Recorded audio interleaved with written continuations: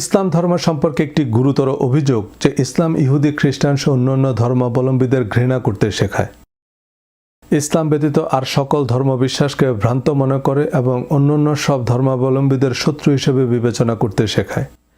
এসব অভিযোগের জবাবে অনেকে আবার মুসলমানরা কোথায় কতভাবে নির্যাতিত তার তালিকা তুলে ধরেন।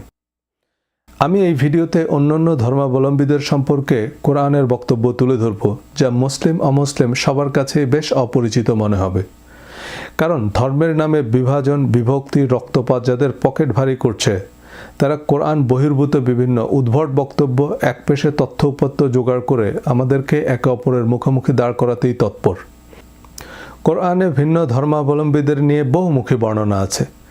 বিশেষ করে ইহুদি, খ্রিস্টান বা আহলে কিতাবদের সম্পর্কে ইতিবাচক, নেতিবাচক দুই ধরনের বর্ণনাই পাওয়া যায়। অন্যান্য অনেক ধর্মাবলম্বীদের নাম উল্লেখ না করে বিভিন্ন বিশ্বাসকে বিশেষায়িত করে, যেমন কাফের বা যারা অবিশ্বাসী, মুশরিক বা যারা আল্লাহর সাথে শরিক করে, এবং মুনাফিক বা যারা ছদ্মবেশী ধার্মিক, তাদের পরিণাম নিয়ে বলা হয়েছে। কাফের, মুশরিক এবং মুনাফিকদের পরিণাম বা পরিণতি বেশ স্পষ্ট। যদিও আমরা ধার্মিকরাও শিরক, কুফরি বা মুনাফিকিতে ইচ্ছায় অনিচ্ছায় বা অজ্ঞতাবশত জড়িয়ে যাই। তাই আপাত দৃষ্টিতে কাউকে ধার্মিক মনে হলেও সে আল্লাহর দৃষ্টিতে কাফের, মুশরিক বা মুনাফিক হতে পারে। আবার আপাত দৃষ্টিতে কাউকে কাফের বা মুশরিক মনে হলেও তার অন্তরের বিশ্বাস একমাত্র আল্লাহই ভালো জানেন। আহলে কিতাব এবং মোহামেডান মুসলিমদের মধ্যেও বহু দল মত আছে। এদের মধ্যে কারা সরল, সত্য, অবিচল তা একমাত্র আল্লাহই ভালো জানেন, এবং এ ফয়সালা একমাত্র আল্লাহই করবেন। এই ভিডিওতে আমরা কেবল কোরআনে ভিন্ন ধর্মাবলম্বীদের নিয়ে যে বর্ণনা, তার সাধারণ ধারণা নেওয়ার চেষ্টা করব। কে বেহেশতে যাবে, কে দোজখে যাবে, এ চূড়ান্ত রায় কেবল বিচার দিনেই মিলবে। তবে শুধু ভিন্ন ধর্মাবলম্বী নয়, নিজেদের মাযহাব বা উপমাযহাব সংশ্লিষ্ট আয়াতগুলোর ক্ষেত্রে অনুবাদক বা তাফসীরকারকগণ নিজেদের বিশ্বাস বা দৃষ্টিভঙ্গি অনুযায়ী অনুবাদ করার কারণে এসব আয়াতের অনুবাদ বা তাফসীর কেন্দ্রিক একটা জটিলতা তৈরি হয়েছে। আমি আলহামদুলিল্লাহ সামান্য আরবি জানি, তার ভিত্তিতে ভিন্ন ভিন্ন অনুবাদ, বাংলা, ইংরেজি তাফসীর বা দৃষ্টিভঙ্গি পর্যালোচনা করব, যাতে আমরা একটা ওভারঅল ধারণা নিতে পারি। ইংরেজি অনুবাদকে গুরুত্ব দেব, কারণ আরবি না বুঝলেও অনেকেই ইংরেজি বুঝবেন। তবে এ নিয়ে আমাদের বিতর্কে জড়িয়ে লাভ নেই, এর চূড়ান্ত সিদ্ধান্ত নেয়ার মালিক একমাত্র আল্লাহ। সূরা হাজ আয়াত 17, ইন্নাল্লাযীনা আমানু ওয়াল্লাযীনা হাদু ওয়াস-সাবিঈনা ওয়ান-নাসারা ওয়াল-মাজুসা ওয়াল্লাযীনা আশরাকু ইন্নাল্লাহা ইয়াফসিলু বাইনাহুম ইয়াওমাল কিয়ামা ইন্নাল্লাহা আলা কুল্লি শাইইন শাহীদা। নিশ্চয়ই যারা ঈমানদার এবং যারা ইহুদি, যারা সাবিন, খ্রিস্টান, ম্যাজিয়ান এবং যারা মুশরিক, কিয়ামতের দিন আল্লাহ তাদের মধ্যে ফয়সালা করে দিবেন। নিঃসন্দেহে আল্লাহ সব কিছুই সম্যক প্রত্যক্ষকারী। সুতরাং আল্লাহ সকলের ভিতরের বাইরের খবর জানেন। তিনি বিচার দিনে যার যার কর্মফল বন্টন করবেন। আমরা কেবল কে কে বুঝলাম সে কথা বলতে পারি, সিদ্ধান্ত একমাত্র আল্লাহর। আগের একটি ভিডিওতে আমি সূরা বাকারা 62 নং আয়াতের তাফসীরে ইবনে কাসিরের অনুবাদ সহ আলোচনা করেছি। তাতে বেশ কয়েকজন এমন অশালীন ভাষায় আক্রমণ করলেন যে আমি ভুল অনুবাদ করছি, ভুল বলছি, কারণ তিনি অন্য তাফসীরে ভিন্ন অনুবাদ পেয়েছেন। কয়েকজনকে আমার ব্লক বা ব্যান্ড করতে হয়েছে। তবে বাকিদের সাথে এই আয়াতের যতদূর সম্ভব পরিষ্কার ধারণা নেওয়ার চেষ্টা করব। প্রথমে এই আয়াতের আন্তর্জাতিক মানের কিছু তাফসীরের অনুবাদ অবিকল উপস্থাপন করছি। সূরা বাকারা আয়াত 62, ইন্নাল্লাযীনা আমানু ওয়াল্লাযীনা হাদু ওয়ান-নাসারা ওয়াস-সাবিঈনা মান আমানা বিল্লাহি ওয়াল ইয়াউমিল আখির ওয়া আমালা সালিহান ফালাহুম আজরুহুম ইনদা রাব্বিহিম ওয়ালা খাউফুন আলাইহিম ওয়ালা হুম ইয়াহজানুন। সহিহ ইন্টারন্যাশনালের ট্রান্সলেশন। এখানে ব্র্যাকেটের বক্তব্য অনুবাদকের নিজস্ব মতামত, আয়াতের অংশ নয়।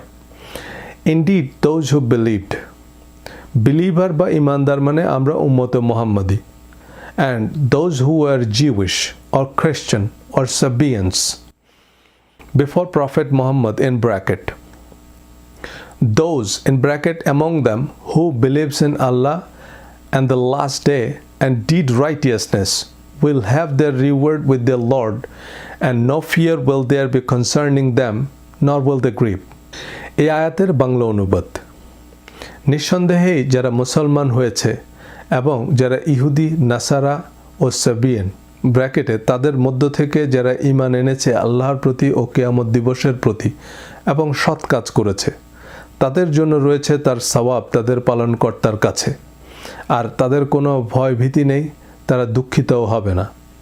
ডক্টর আবু বকর মোহাম্মদ জাকারিয়া সাহেবের অনুবাদ। নিশ্চয়ই যারা ঈমান এনেছে, যারা ইহুদি এবং নেসারা ও সাবিয়েরা ব্র্যাকেটে তাদের মধ্যে যারা ঈমান এনেছে আল্লাহ ও শেষ দিবসের প্রতি এবং নেক কাজ করেছে, তবে তাদের জন্য রয়েছে তাদের রবের নিকট তাদের প্রতিদান, আর তাদের কোনো ভয় নেই এবং তারা দুঃখিতও হবে না। ডক্টর আবু বকর মোহাম্মদ জাকারিয়া এবং অন্যান্য আরও প্রসিদ্ধ মত অনুযায়ী সাবি হচ্ছে বিভিন্ন গ্রহ নক্ষত্রের পূজারী, মতান্তরে ফেরেশতাদের উপাসনাকারী বা যাদের সুনির্দিষ্ট সুসংগঠিত ধর্ম নাই, প্রাচীন বা সনাতন বা যুগ যুগ ধরে চলে আসা প্রথাভিত্তিক ধর্মাবলম্বী। আর ম্যাজিয়ান হচ্ছে প্রাচীন পারস্যের অগ্নি উপাসক। হিন্দু ধর্মাবলম্বীদের নিয়ে আরেকটি ভিডিওতে আলোচনা করব। এনিওয়ে, এই অনুবাদে অ্যামং দ্যাম বা তাদের মধ্য থেকে ব্র্যাকেটের অংশটুকু অনুবাদকের মত, আয়াতের অংশ নয়, অর্থাৎ তিনি এমনটা বুঝেছেন বা বোঝাতে চাচ্ছেন।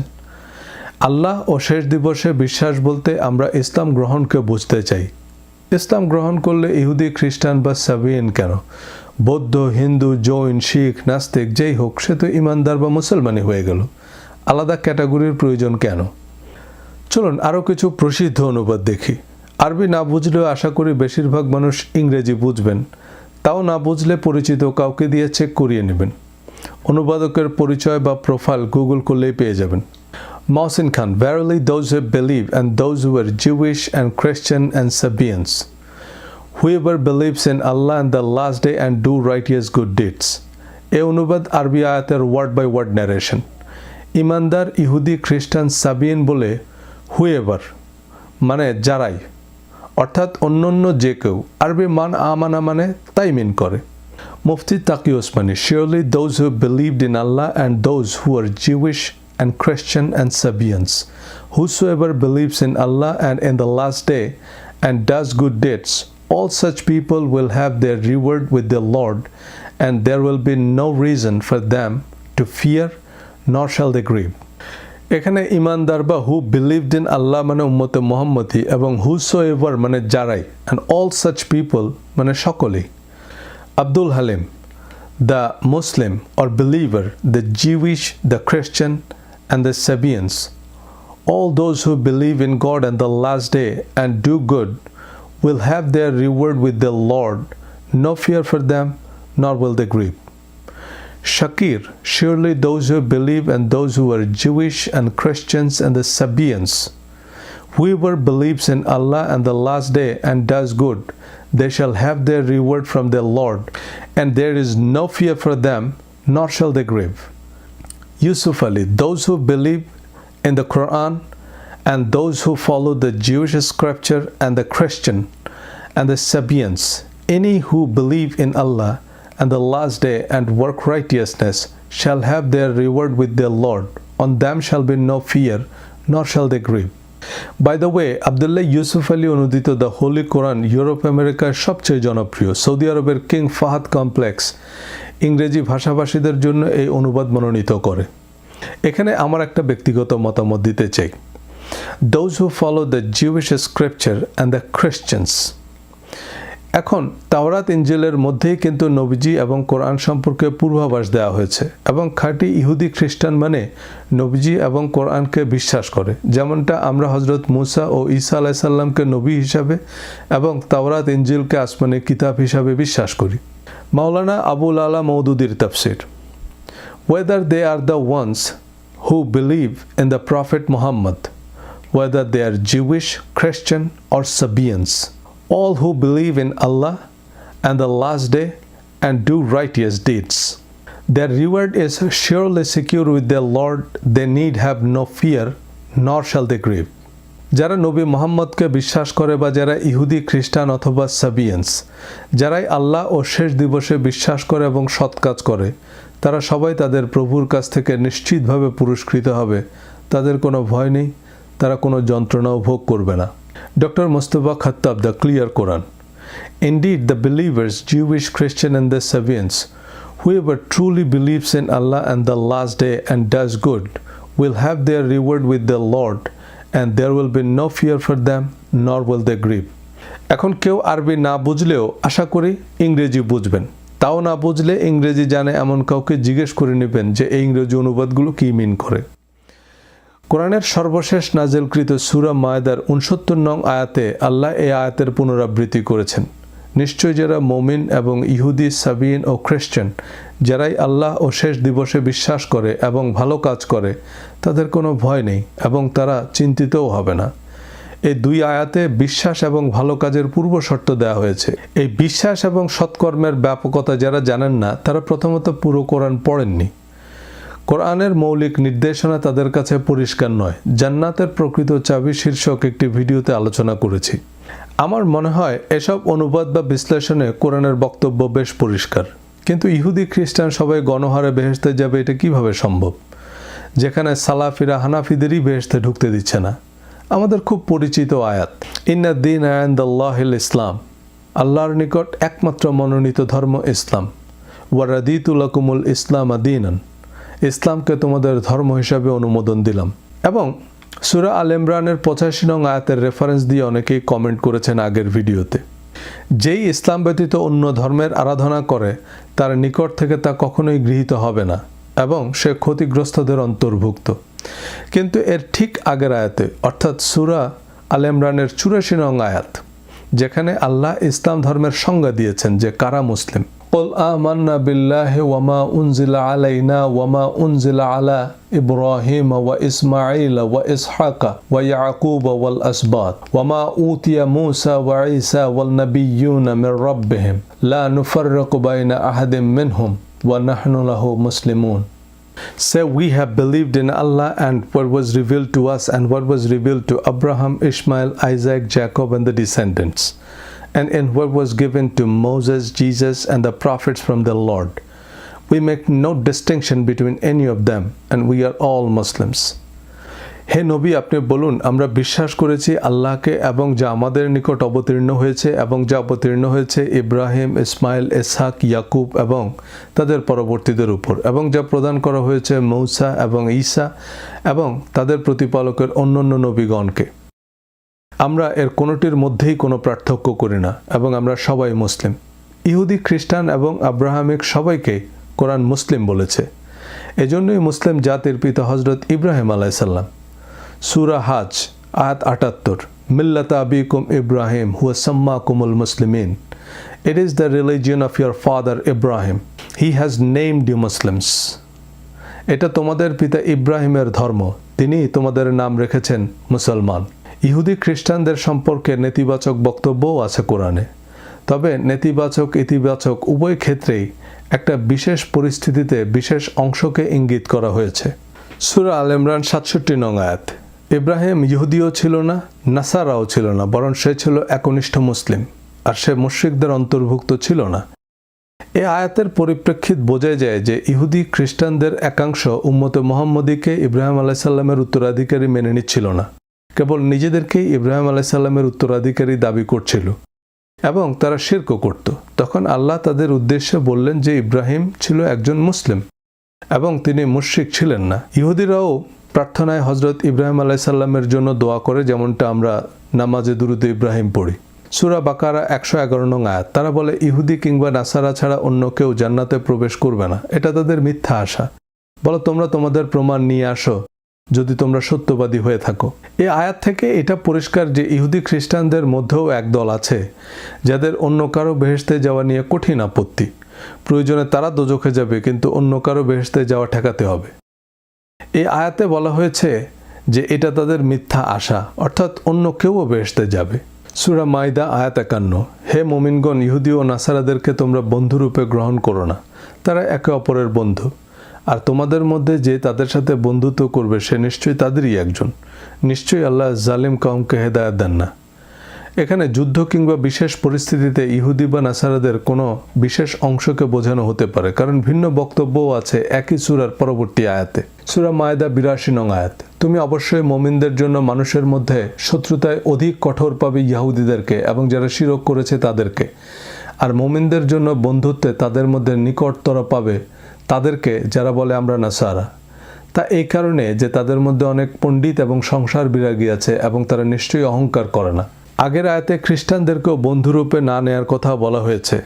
আবার এই আয়াতে খ্রিস্টানদের ব্যাপারে ইতিবাচক বলা হয়েছে এবং মুমিনদের ঘনিষ্ঠ মিত্র বা বন্ধু বলা হয়েছে।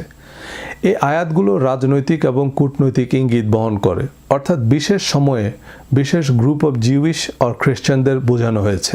মদিনায় বনু নাজির, বনু কোরাইজা, বনু কায়নুকা এবং অন্যান্য ইহুদি গোত্রগুলোর সাথে বিভিন্ন সময়ে শত্রুতা, মিত্রতা বা কৌশলগত সমঝোতার সম্পর্ক ছিল। এ সংক্রান্ত বিষয়ে বিভিন্ন সময়ে কৌশলগত নির্দেশনা আসত। তাই ইহুদি মানে ইহুদিদের বিশেষ গোত্র বা দলকে বোঝানো হতে পারে। মদিনা ছিল একটি গণতান্ত্রিক ইসলামী রাষ্ট্র, যার সংবিধান বা শাসনতন্ত্র ছিল কোরআন। রাষ্ট্রপ্রধান ছিলেন নবীজি সাল্লাল্লাহু আলাইহি সাল্লাম। অন্যান্য ধর্মাবলম্বীদের ধর্ম পালনের স্বাধীনতা ছিল, কিন্তু রাষ্ট্রের যে আইন বা বিধান তা অমান্য বা অস্বীকার করলে বা রাষ্ট্রের বিরুদ্ধে ষড়যন্ত্র করলে, বহিঃশত্রুর সাথে আতাত করলে তা তো এখনকার আধুনিক রাষ্ট্র ও রাষ্ট্রদ্রোহিতা বা সর্বোচ্চ শাস্তিযোগ্য অপরাধ। ইসলাম ধর্মে 4 বিয়ে বৈধ বা ইসলামের সম্পদের উত্তরাধিকার সংক্রান্ত বিধান আমেরিকায় চলবে না। এখন আমেরিকায় থাকতে হলে আমেরিকার আইন সংবিধান মানতে হবে। আইএস আল কায়দার সাথে যোগাযোগ থাকলে সে আমেরিকার সিটিজেন হলেও তার পাসপোর্ট কেড়ে নেওয়া হবে। 71-এ যারা পাকিস্তানিদের সাথে সখ্যতা রেখেছে তারা রাজাকার।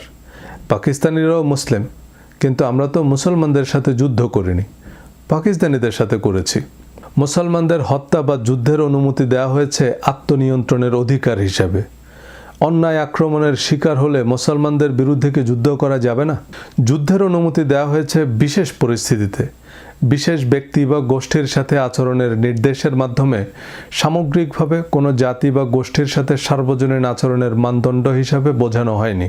পবিত্র কোরআনে আল্লাহ বলছেন, chapter 60 verse 8, Allah does not forbid you from those who do not fight you because of religion and do not expel you from your homes, from being righteous toward them and acting justly toward them. Indeed, Allah loves those who act justly. যারা ধর্ম বিশ্বাসের কারণে তোমাদের উপর আক্রমণ করে না এবং তোমাদের ঘরবাড়ি থেকে উচ্ছেদ করে না, তাদের সাথে উত্তম এবং ন্যায়সঙ্গত আচরণ করতে আল্লাহ তোমাদেরকে বারণ করে না। নিশ্চয়ই আল্লাহ উত্তম আচরণকারীদের ভালোবাসেন। তবে এখনও ইরান, ইরাক, ফিলিস্তিন, মধ্যপ্রাচ্য ও অন্যান্য ইস্যুতে মুসলিম দেশগুলোর সাথে ইহুদি খ্রিস্টান প্রধান দেশগুলোর শত্রুতা, মিত্রতার সম্পর্ক আছে। ফিলিস্তিনের নির্যাতিত, নিপীড়িত মুসলমানরা ইসরায়েলি দখলদারদের সাথে সর্বাত্মক লড়াইয়ের ন্যায্য হকদার, এবং কেবল একজন মুসলমান হিসাবে নয়, একজন মানুষ হিসাবে আমাদের সর্বাত্মক ভালোবাসা থাকবে ফিলিস্তিনিদের প্রতি, আর ইসরায়েলি দখলদারদের জন্য ঘৃণা থাকবে। একইভাবে রোহিঙ্গা মুসলমানরা বা উগ্র হিন্দুত্ববাদী বিজেপি সরকারের প্রতিহিংসার আগুনে জ্বলা কাশ্মীরি বা নাগরিকত্ব বঞ্চিত ভারতীয় বা উইগুরের মুসলমানরা আমাদের পূর্ণ সমর্থন বা সহানুভূতি পাবে। কিন্তু সে কারণে তো একজন নিরীহ ইহুদি, বৌদ্ধ, হিন্দু বা চাইনিজের সাথে অন্যায় আচরণ করতে পারি না।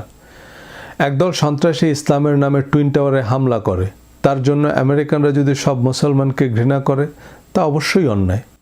তবে আন্তর্জাতিক রাজনীতিতে ধর্মকে ততক্ষণই ব্যবহার করা হয় যতক্ষণ তা জাতীয় স্বার্থের সহায়ক। যখনই ধর্ম রাজনৈতিক বা জাতীয় স্বার্থের মুখোমুখি দাঁড়ায়, তখন মুসলিম অমুসলিম সব দেশেই ধর্মকেই জলাঞ্জলি দেওয়া হয়। সৌদি আরবের প্রধান শত্রু ইরান, ইয়েমেন, আবার আমেরিকা প্রধান মিত্র, ইসরায়েল গোপন মিত্র। আমাদের মুক্তিযুদ্ধে আমাদের মিত্র ইন্ডিয়া এবং রাশিয়া, কিন্তু শত্রু পাকিস্তান। আবার তাদের মিত্র চীন, আমেরিকা, কিন্তু শত্রু আমরা। ইহুদি, খ্রিস্টান, অন্যান্য সবাইকে ভিন্ন গ্রহে পাঠিয়ে দিলেও আমাদের শত্রুর অভাব হবে না। তখন শিয়া, সুন্নি, ওহাবি, সালাফিদের মধ্যে মিসাইল আদান প্রদান হবে। বর্তমানে রাষ্ট্র সম্পূর্ণ ধর্মভিত্তিক নয়, এবং পশ্চিমা দেশগুলোতেও ডাইভার্সিটি, সেকুলারিজম এবং সার্বজনীন শাসন ব্যবস্থার প্রাধান্য। তাই জাতীয় আন্তর্জাতিক রাজনীতিকে ধর্মের ভিত্তিতে মূল্যায়ন না করাই বুদ্ধিমানের কাজ। ধন্যবাদ।